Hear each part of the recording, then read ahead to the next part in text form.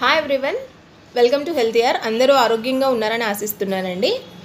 ఈరోజు డయాబెటీస్ గురించి డిస్కస్ చేద్దామండి.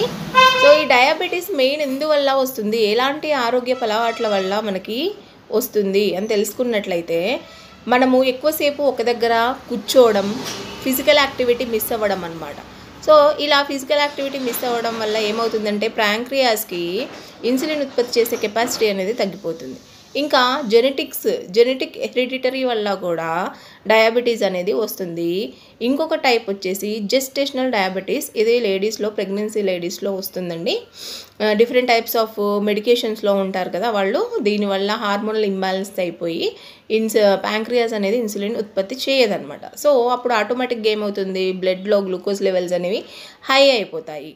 సో ఈ విధంగా డయాబెటీస్ అనేది రకరకాలుగా వస్తుందండి. కాబట్టి ఆరోగ్యంగా ఉండాలంటే ఖచ్చితంగా మీరు ఎక్సర్సైజ్ అనేది చేయాలి, యోగా, మెడిటేషన్ అలవాటు చేసుకోండి. అండ్ మోరోవర్ మన ఆయుర్వేదంలో కూడా దీనికి చక్కటి పరిష్కారం ఉందండి. డయాబెటీస్ని ఓవర్కమ్ చేయొచ్చు. సో మా స్టోర్లో వచ్చేసి ఇది డయా కేర్ పౌడర్ అండి. 15 టైప్స్ ఆఫ్ ఇంగ్రీడియంట్స్తో ఇది తయారు చేస్తున్నాము.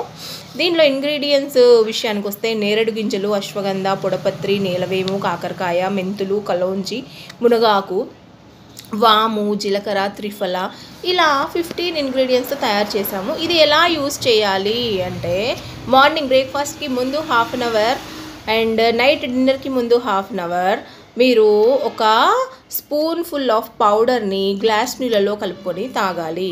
ఇలా మీరు క్రమం తప్పకుండా తాగితే మీకు 45 to 3 months లోపల మీ డయాబెటీస్ అనేది ఖచ్చితంగా కంట్రోల్ చేసుకోవచ్చండి.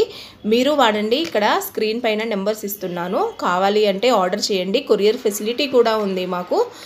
Thank you.